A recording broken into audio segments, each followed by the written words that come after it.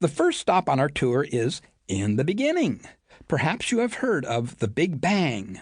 Well, the Bible account is more like a little bang, or a fizzle, or a kind of dry fart.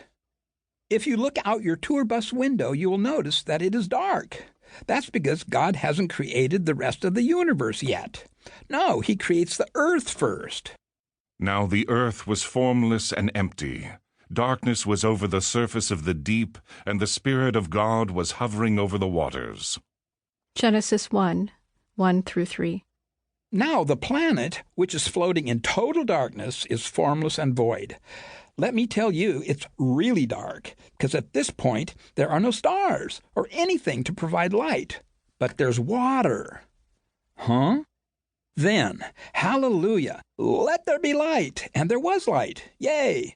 This is really great, but notice that we don't know where the light is coming from, as the sun and the moon and the stars haven't been invented yet. In any case, there was light from somewhere, and it was good. Works for me.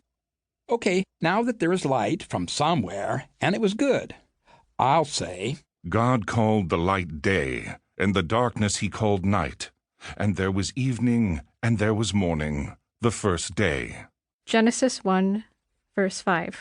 And God said, Let there be an expanse between the waters to separate water from water.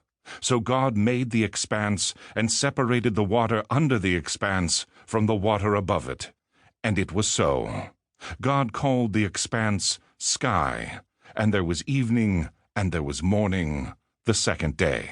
Genesis 1:6-8. Now let me get this straight. God made the sky to separate the water beneath it from the water above it. Okay, so there is water above the sky.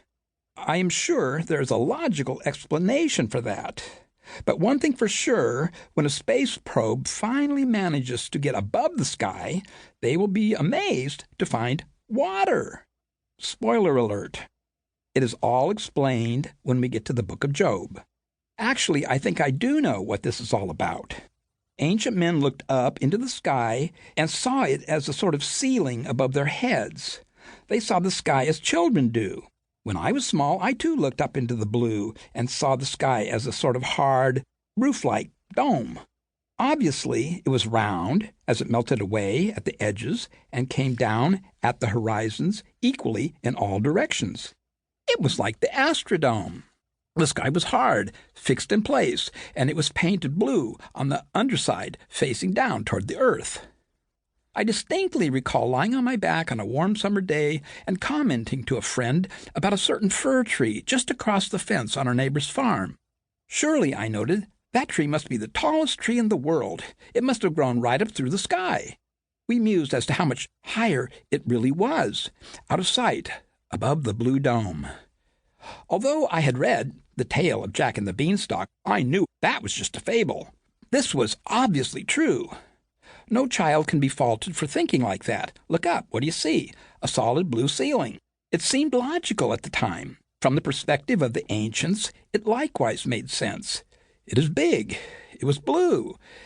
It was impressive. They too wondered what lay beyond the blue. To keep listening to this audiobook, I've left you a link in the description so you can do it, at no cost thanks to Audible's 30-day free trial.